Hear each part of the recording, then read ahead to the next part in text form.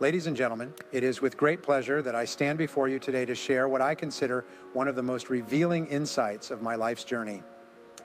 Throughout my career, I've had the privilege of delivering countless speeches, sharing wisdom, and guiding individuals on their path to success.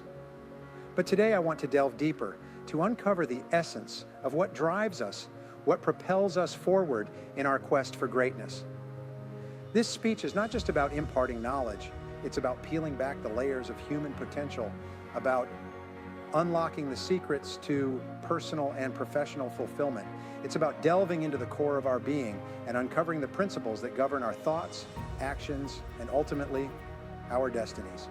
We will explore the depths of the human psyche, uncover the keys to unlocking our full potential, and embark on a path toward becoming the architects of our own destinies. Welcome to one of Brian Tracy's most revealing speeches.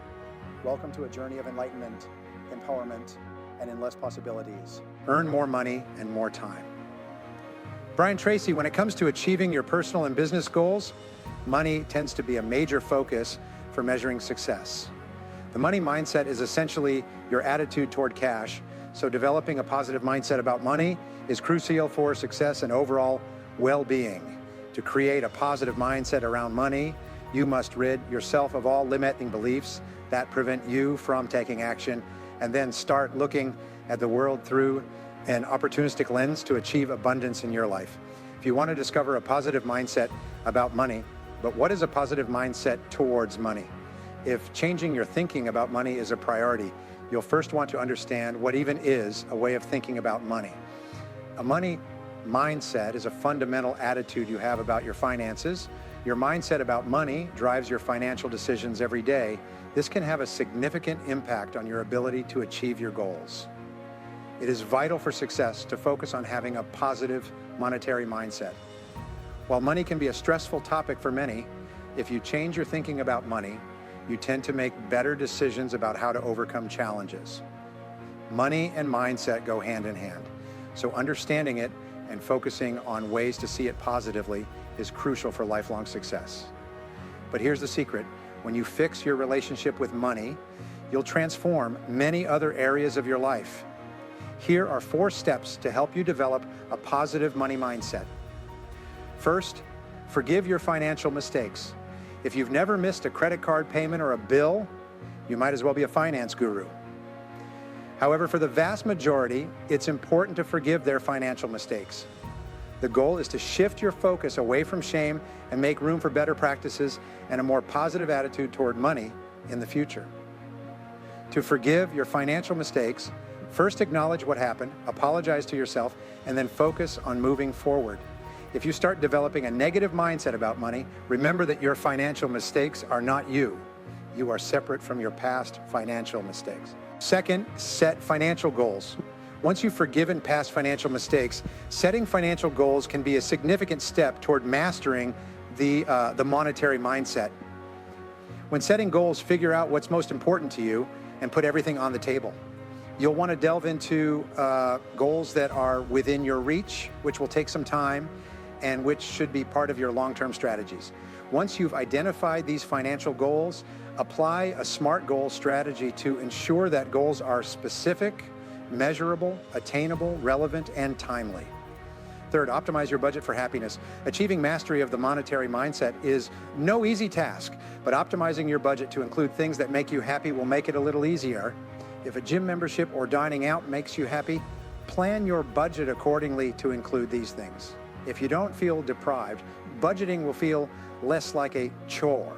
When budgeting, a good rule of thumb is that 50% of your earnings should go towards needs like housing, food, gas, and medicine, 30% towards wants like vacations, and finally learning to play an instrument, and 20% should be saved. If you have debt, the 20% can be allocated to paying it off first. Fourth, educate yourself about money. Lastly, if you want to have a positive mindset around money, educate yourself about money. Surround yourself with people who live by those values. Read books that promote positive mindsets, and make sure your social networks don't promote negativity around money and spending. It's good to have money and the things money can buy, but it's also good to make sure you don't lose the things money can't buy. George Lorimer said, To be fully rounded as a person, you need to know the importance of time management.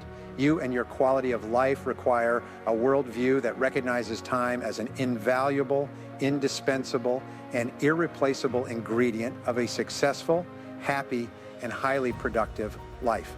You need an attitude toward time as something more than the clock or the calendar. Get rid of all your time wasters. Time is the most precious currency we possess, and it's crucial to safeguard it with the utmost care. Every moment lost is an opportunity missed, and as such, we must employ our intelligence to maximize our use of time and seek to expand it whenever possible, leaving no room for wasteful endeavors. One effective strategy is to leverage financial resources to buy back time. Money may come and go, but time is irreplaceable. Therefore, it's prudent to delegate low-value tasks to others, freeing ourselves to focus on activities that truly matter, be it spending quality time with loved ones, pursuing our passions, or driving our professional endeavors forward. If your desired income quota is to 25 per hour, then any task not yielding at least this amount should be delegated. By outsourcing tasks that can be done more efficiently by others, we reclaim valuable hours to invest in endeavors that yield greater returns, both personally and professionally. Moreover, extending the principles of effective time management to our personal lives is equally crucial. Just as successful executives optimize their professional time, they should also apply the same rigor to their personal domains, ensuring that every moment spent contributes to a fulfilling and enriching life for themselves and their loved ones. They encourage them to hire housekeepers, gardeners, and personal assistants to do chores and run errands. They buy their freedom to be able to enjoy a better quality of life and spend more time with family and personal activities. The reward for both parties is often extraordinary. Improve your time management skills. Keep track of how efficiently you use your time. The more you think about how you're spending your minutes and hours, the better and more accurate you'll be at time management. Because they don't control the use of time, most people aren't even aware of how much time they waste every hour. Get a wristwatch with an alarm that goes off every 15 minutes. Every time the alarm goes off, stop and observe yourself. Look at what you're doing. At that moment, if possible, keep track of time and write down what you're doing. Every time the alarm goes off, regularly ask yourself, is what I'm doing right now the best use of my time? Life is all about attention. The more attention you pay to how you use your time and your biggest time wasters, the more efficient and productive you're likely to be. The more aware you are of the fleeting nature of time, the better you'll use it while increasing your quality of life. Read books. Your feelings about money directly affect your financial reality, while your parents and other external influences have ingrained various types of beliefs about money in your head. The good news is that your thoughts about money can change. The key is to constantly feed your mind with new and positive content that will teach you how to think about money in a completely new way. Books about money, mindset foster positive money spending habits and budgeting, which are imperative for your money mindset training. Inspire yourself with quotes. Surrounding yourself with motivational and informative quotes will help you have the right money mindset. Look for quotes that make you feel good about yourself and your spending, and save them on your phone or computer, or print them out to have at home. Follow successful people. Stay updated with successful individuals, whether it's on social media, through a blog, or via reliable news outlets. Following successful people will inspire you towards greatness. These individuals don't necessarily need to be public figures. Aim to seek advice only from those who have already achieved what you deserve. These people could be family members, colleagues, mentors, or financial influencers. Whatever the case, it's much easier to follow in the footsteps of someone who's already successful and emulates a positive money mindset. Set goals for a financially successful future. Now that you know how to develop a positive money mindset, start implementing these tips for a more successful future. Setting goals now can prepare you for financial success in the future. Have you ever thought someone was luckier than you, or that great things always came their way? Do you believe it's possible to create your own luck? Learning how to be lucky is easier than you think. I'm going to introduce you to 7 of the most useful ways to be lucky, which you can learn. Each of these luck factors can quickly be incorporated into your life and can literally double its effectiveness and results in a very short period of time. Now you can create your own luck. 1. Clarity. The first of these factors for creating your own luck is simply clarity. It simply means you know exactly what you want and is perhaps the most important luck factor of all, at least in the beginning. The more defined you are about what you want, the more alert and aware you'll be of opportunities and possibilities to achieve it faster. Be absolutely clear about what you want. All successful people are absolutely clear about who they are and what they want and what they need to do to get from wherever they are to where they want to go. Unhappy and unsuccessful people, on the other hand, are usually quite confused about what they stand for and believe and what they really want in their lives. As the old saying goes, you can't hit a target you can't see. Lucky people seem to have very clear goals and the steps they'll have to take to achieve them.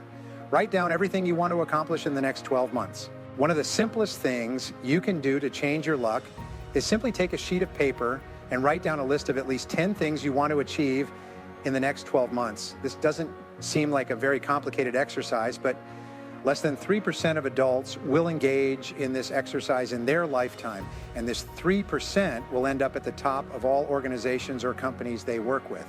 It has been said that success and prosperity begin with you, a pen, and a piece of paper.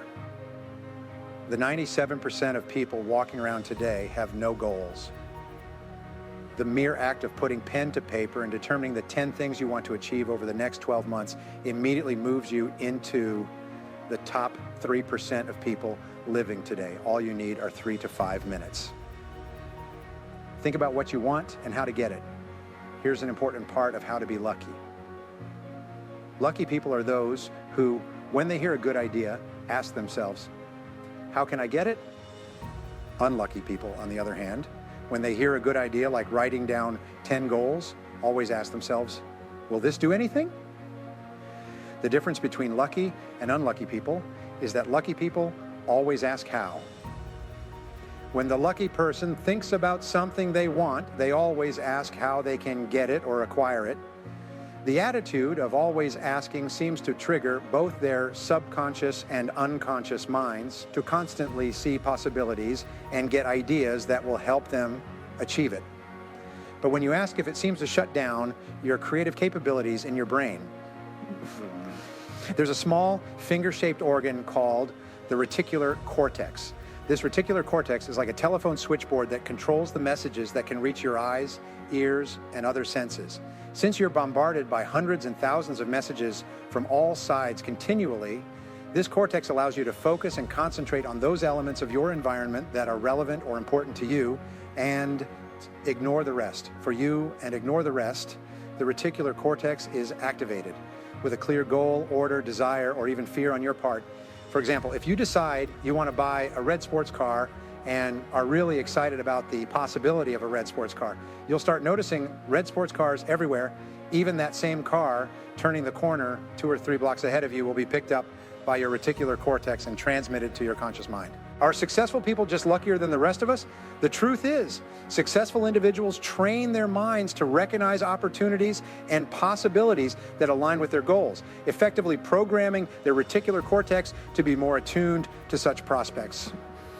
On the other hand, those who perceive themselves as unlucky or unsuccessful tend to believe that their goals are unattainable, inadvertently signaling their reticular cortex to disregard potential opportunities. Imagine look as a dimmer switch in a dark room. As you cultivate absolute clarity about your goals and aspirations, this metaphor called dimmer switch gradually brightens, illuminating the path to success with greater clarity and precision. With each step taken towards your objectives, the once murky dartboard of opportunity becomes vivid and unmistakable in its clarity. Your likelihood of hitting the bullseye on such a dartboard is much higher than if you were throwing darts from a far distance in a dark room. The second luck factor is the activity factor. High levels of activity Especially proactivity, increase the number of things you do, and therefore immediately increase the probability of you doing the right thing at the right time and in the right way. For example, if you won a prize, once you flipped 100 heads in a coin flipping contest, the best way to ensure you won that prize would be to flip the coin as many times as possible in the shortest period of time. And if you did and won the prize, it wouldn't be a matter of luck at all. It would simply be a matter of how frequently you attempted to flip heads. Activity begins with an attitude of self-reliance because all high-performance men and women are extremely action-oriented and extremely self-reliant. They look to themselves for solutions to their problems. They realize that no one is coming to the rescue. When you see yourself as completely in charge of your own life, your own career, your own health, your own family, and your own finances, you stop looking for others to do things for you. You start moving forward instead of making excuses. You accept that you are where you are and what you are because of yourself. If you want to be or do something different, it's up to you to make the necessary changes starting right away. If you want to have more luck, develop a bias for action, develop a sense of urgency, take action, get to work, move fast. The faster you move, the more energy you have. The faster you move, the more experience you gain. The faster you move, the more results you'll get and the more success will come. 3, mastery. Another excellent way to have good luck is mastery, and it always has been. Knowledge and know-how are the keys to success. You will always be paid in direct proportion to what you do, how well you do it, and how difficult it is to replace you. We have moved from the era of labor to the era of mental power. Your level of knowledge and skill in your chosen field will determine your luck and success in that field as much or more than any other quality. Become a master in your field. Today, people are not paid for their position or seniority, but for their performance and results. The better you are, the more luck you will have. Your job is to decide to join the top 10% in your field and then pay any price and invest the time necessary to get there. The luck factor of mastery can do more to help you achieve great success than perhaps any other factor. On the other hand, you can have all the opportunities in the world, but if you're not really good at what you do, the opportunities will slip through your fingers. 4, energy. Energy is another key way to have more luck. All successful people seem to have much more energy than unsuccessful people. They get up early in the morning and start faster, work more hours during the day and night, invest time in themselves and their careers during evenings and weekends.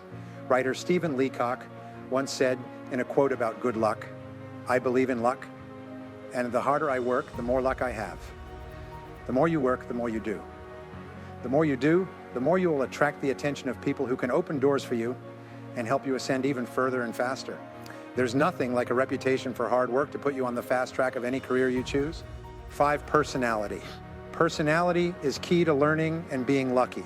The more positive, optimistic, and cheerful you are, the more people will want to be around you and help you in any way they can.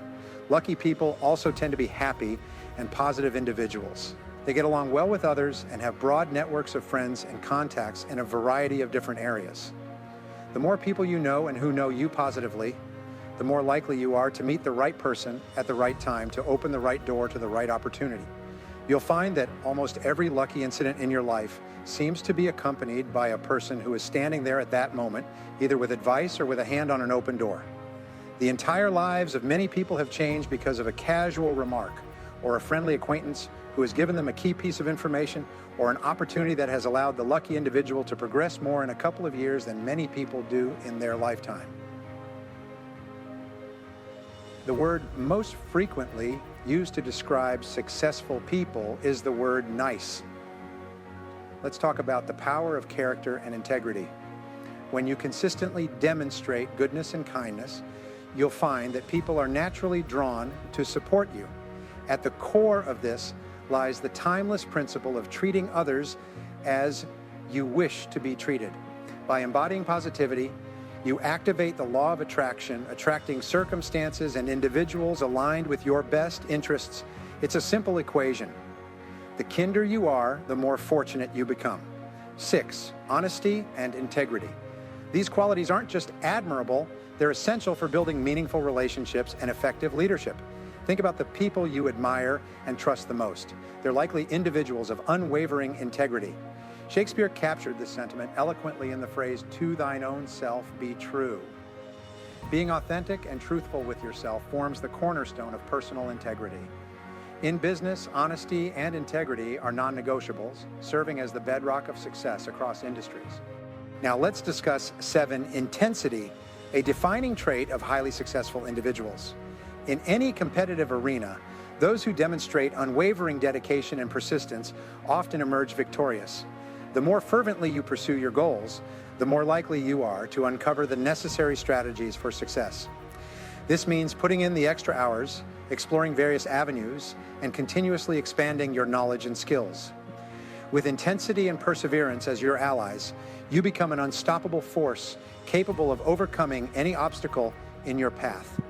When you become a positive and cheerful person, known for your high character and integrity, you put yourself on the side of the angels. And when you back every desire and goal with unwavering confidence and persistence and keep moving forward no matter what adversity, you will turn out to be one of the luckiest people in the world. You make your own luck, create the life you want, and as a result, your future will be limitless. A boy becomes a man when a man is needed. I've seen 40-year-old boys because a man was never needed. You're about to hear a life-changing speech from Tracy.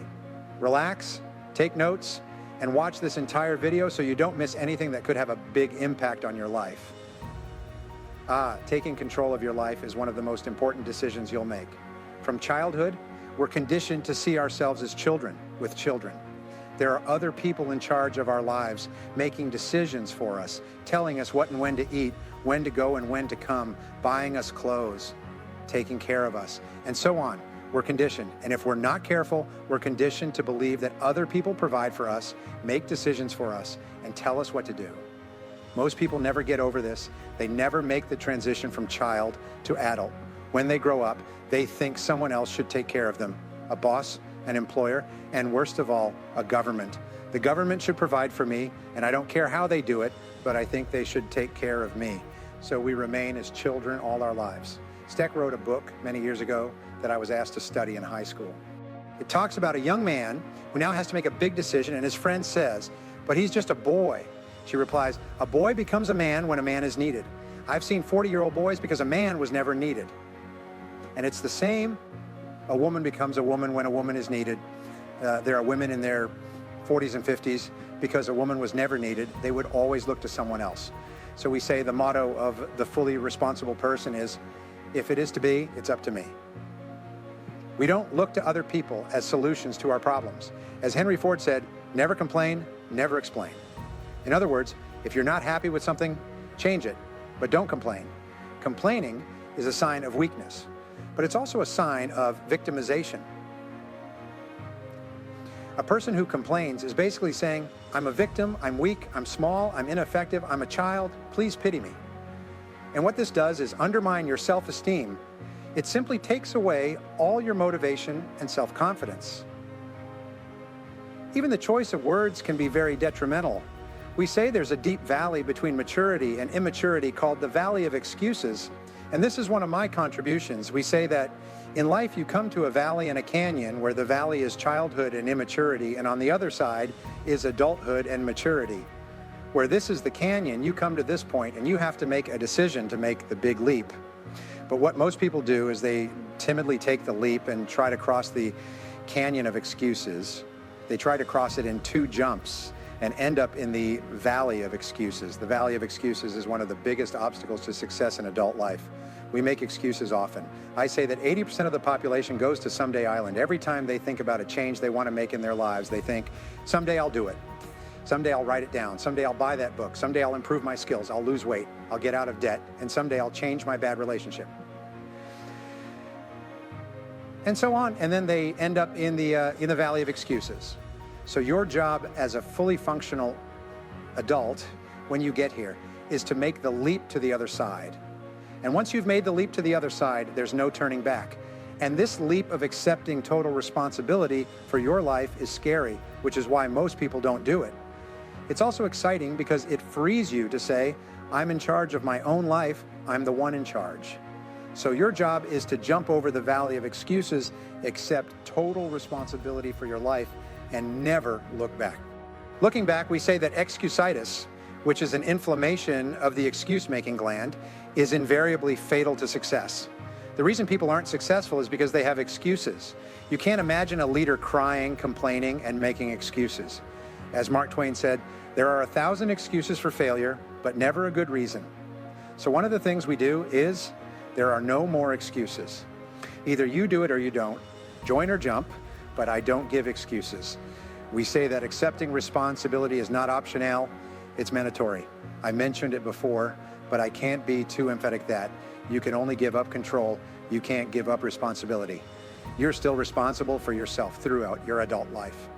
You can give up control by trying to make someone else responsible for your life, and you do. And then you wait to be told what to do or not to do, or to get a raise, or to be promoted, or demoted, or hired, or do something else. Or you can accept responsibility, and accepting responsibility is mandatory. You can't move forward. You're literally stuck in your tracks, almost as if there's a wall in front of you, until you accept responsibility and make the leap, and never give another excuse again. We say that the word responsibility can be broken down into two words, response and ability. It's your ability to respond. The challenge response theory in history is a fascinating part of history that I discovered when studying the work of Gunnar Myrdal, who received an award from the Academy for his work. He said that every civilization in history, better point this out, I don't want to rush you, okay? Said that every civilization in history started with a small tribe, as small as 3 people. The history of the Mongols, the Mongol Empire, which was the largest empire in the history of man on earth, stretching from the Sea of Japan to the Danube in Europe and across the Middle East and all of China and half of India, began with 3 people. Genghis Khan, whose name was Temujin, his brother, anyway, they were 3. They tried to be eliminated. They encountered the Gobi Desert and hid. What Temujin did was look for the tribe he was part of, and so on. What happens is that every tribe, every group became an empire, starting with a major challenge they had to respond to effectively. Well, this was a major challenge. The tribe was eliminated, so it responded by joining his uncle's tribe and becoming a valuable member of his uncle's tribe. If you respond effectively, the empire will grow. Then, if that tribe was attacked by other tribes and they responded effectively, the empire would grow again. As it grew, it would clash with other tribes and kingdoms. There would be conflicts, and if they reorganized and responded effectively, they would grow again. This would continue until they could no longer had the will to respond. Of the last 26 civilizations in history, 25 collapsed from within. The great civilization is the American civilization, and they all collapsed from within because they became weak. They collapsed as Rome collapsed with bread and circus, welfare for the masses, buying them off with massive taxes on the productive, until finally they weakened from within, and the barbarians came from outside and took the city, and the Roman Empire disappeared. In our lives, every time we effectively respond to a challenge, we grow stronger, more resilient, more confident, and more powerful. So the only thing we can be sure of is that challenges in your life will be an ongoing series. They'll come like waves in the ocean, problem after problem after problem. The only question is whether we can effectively respond. And if you do, you keep growing. As soon as we stop effectively responding to life's challenges, we start collapsing inward. So every time you face a challenge, just say, well, here we go again. This is what I do. I effectively respond to challenges. And the wonderful thing is, I learned this in metaphysics. Make the decision that no matter what happens, you will respond effectively, and program yourself in advance that no matter what happens, you will respond effectively. No matter what problem you have in life, you take and accept responsibility and respond effectively. If you make that decision in advance, when the problem occurs, it's like they press the automatic button and you're already geared up to respond effectively. You don't even have to think, what should I do in this situation? You just respond effectively. You don't get angry, you don't get sad, you don't cry, you don't take it out on other people. What you do is say, it's a problem, so we respond effectively. We move forward from here. Very, very important. This attitude is the attitude of a leader. Civilizations grow and decline to the extent that they face challenges and respond effectively, just as individuals grow or decline to the extent that they face challenges effectively. The 3 areas of life where responsibility is essential, first, are in the political realm. The more you vote for politicians to do things for you, the more you give politicians control. And unfortunately, every civilization in history has chosen politicians who promise to rob Peter to pay Paul. And as they say, when someone promises to rob Peter and pay Paul, they'll always have Paul's support. Basically, this is modern politics in the Western world today. Japan has almost collapsed. Because of this, most other Western countries are in a state of bankruptcy or collapse because politicians are too weak not to give people what they want, which is free money. So every time you vote for someone who promises to give free money to other groups, remember, they'll get it from you. And what happens is that the less money you have, the less power you have over your own life. The second area has to do with the economic world. The economic world is where you become an economic adult. As an economic adult, you take control of your own career. You make your own career decisions. You don't wait for someone else to give you a job and a place to sit and tell you what to do and what not to do. You see yourself as self-employed. You see yourself in charge of your own personal career. I write about this regularly. I make books and articles about it because there are a lot of people going through unemployment. And what they do is go from hat to hat saying, like, please hire me. Please give me a place out of the cold. Please give me money for something. Instead of taking control of their lives, they look to someone out there who's supposed to be responsible for them. And this just makes you a child. And you shift the focus from your parents' childhood to your boss. And your boss becomes your new parent. And the third area is health and well-being. Many of us don't take good care of our bodies. We expect the doctor to take care of us once we get sick. If there were no doctors, or if you were in a place where doctors were very hard to find, you would probably take much better care of your health. But responsibility, taking control of your life, is very important because there is a direct link between responsibility and self-esteem. The more responsibility you accept, the more you like yourself and the more powerful you feel. On the other hand, the more you blame your problems on other people, the weaker you feel and the less you like yourself. They both decrease together. High responsibility, high self-esteem, low responsibility, low self-esteem, low self-confidence, low potential to achieve everything you want for yourself. So we say the important key is this: you're always free to choose the quality of your emotional life. You're always free to choose the quality of your emotional life, your physical life, and your financial life. Now, this is pretty remarkable, isn't it? It's your choice. Barbara and I realized this many years ago. Our daughter, Christina, confronted us and said we couldn't watch her all the time. We were setting boundaries, rules, telling them what to do and to call us here and everything else. You can't watch over me all the time. I'm going to make my own decisions. You just have to trust that you've raised me well enough, she said. And we said, all right, from now on, make your own decisions, and we'll support any decision you make 100%. That has become the mantra in our family. Any decision you make, we support you 100%. I have a little joke with my kids. I tell them I've never forced them to do anything, and I've never forbidden them to do anything, and they have to agree. I've never compelled them to do this, and I've never prohibited them from doing that. Unless, of course, they want to spend vast amounts of my money, in which case we'll just have a longer conversation. But I've always encouraged them to make their own decisions. I don't always agree with their decisions, but I always back them 100%. And most of the decisions they've made have turned out to be very good. It's amazing how right their decisions are when they're responsible for making them. Would you agree with that?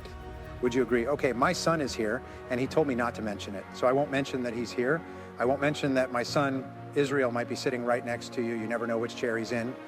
Well, you're always free to choose the quality of your life. You're always free to make your own decisions, and that's important. Does that mean you always make good decisions? No, but you always know they support you 100%. And there's nothing more wonderful than knowing the important people in your life support you 100%. Does that mean you always make good decisions? No, but you know they'll back you 100%. And you know if the decision doesn't work out, they'll change that decision very quickly. It'll be reversed very quickly if it's your decision. As we come to the close of this speech, I urge you to carry forward the insights and revelations gained here today. Remember, knowledge without action is merely potential, but knowledge applied is power. Take the wisdom you've received and let it ignite a fire within you, propelling you toward your goals with unwavering determination. Remember that you hold within you the power to shape your own destiny, to create the life you envision. So embrace the challenges that come your way as opportunities for growth, and never forget the immense potential that lies within you. Thank you for joining me on this journey of exploration and enlightenment. May you go forth with courage, confidence, and an unwavering commitment to becoming the best version of yourself.